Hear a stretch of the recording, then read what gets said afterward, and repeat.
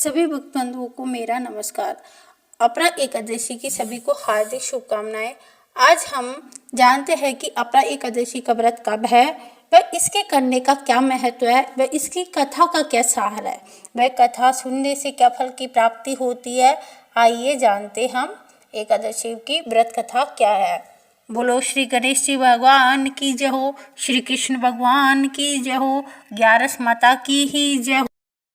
युधिष्ठिर ने पूछा कि हे भगवान, ज्येष्ठ मास की कृष्ण पक्ष की एकादशी का नाम तथा उसका महत्व क्या है। श्री कृष्ण जी भगवान बोले कि हे राजन, ज्येष्ठ मास के कृष्ण पक्ष की एकादशी का नाम अपरा एकादशी है।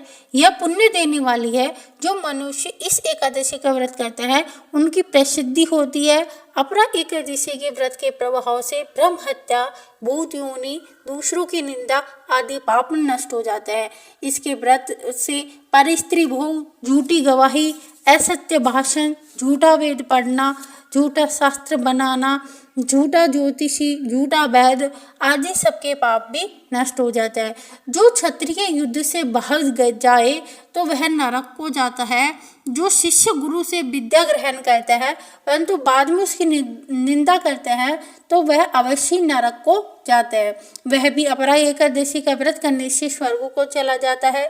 जो फल तीनों पुष्करों में स्नान करने से या कार्तिक मास में स्नान करने से अथवा गंगा जी के तट पर पितरों के पिंडदान करने से या 100 सिंहों राशि वाले को बृहस्पति के दिन गोमती में स्नान करने से, कुंभ में भी श्री केदारनाथ जी के दर्शन करने से तथा बद्रिकाश्रम में रहने से या सूर्य अथवा चंद्र ग्रहण में कुरुक्षेत्र में स्नान करने से मिलता है, वह फल अपरा एकादशी के व्रत के बराबर है।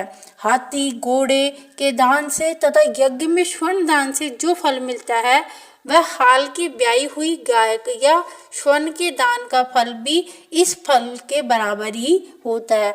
अपरा एकादशी के दिन भक्ति पूर्वक विष्णु भगवान का पूजन करना चाहिए और इसके अंत में विष्णु पद की प्राप्ति होती है। हे राजन, मैंने ये अपरा एकादशी की कथा लोक हित के लिए कही है। इसके पढ़ने व सुनने से समस्त पाप नष्ट हो जाता है। अब मैं आपको इसकी कथा का सार बताता हूँ। अपरा का अर्थ होता है अपार या अतिरिक्त। जो मनुष्य अपरा एकादशी का व्रत करते हैं उन्हें भगवान श्री हरि विष्णु की अतिरिक्त भक्ति प्राप्त होती है। भक्ति और श्रद्धा में वृद्धि होती है। इस दिन हमें फलाहार के रूप में ककड़ी का सेवन करना चाहिए। बोलो श्री गणेश जी भगवान की जय हो, बोलो विष्णु। आज हम आपको इसकी व्रत कथा सुनाते हैं। श्री कृष्ण जी बोले कि हे युधिष्ठिर, ज्येष्ठ मास के कृष्ण पक्ष की एकादशी का नाम अपरा एकादशी है।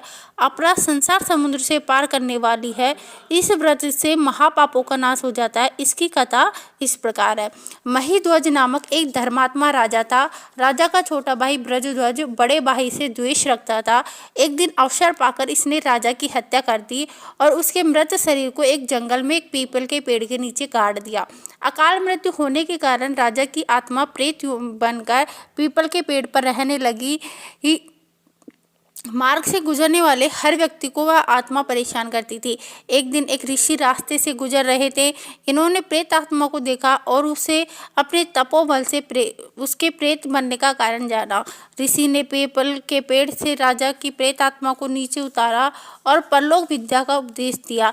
राजा को प्रेत योनि से मुक्ति दिलाने के लिए ऋषि ने सोम अपरा एकादशी का व्रत किया और द्वादशी के दिन इस व्रत को पूरा होने पर व्रत का पुण्य प्राप्त करके उस राजा को प्रेत योनि से मुक्त कर दिया और फिर राजा स्वर्ग को चला गया। इसका महात्म्य सुनने वाला सिंह के समान हो जाता है। पाप रूपी मृग उसे देखकर भी दूर भाग जाते हैं। इस व्रत के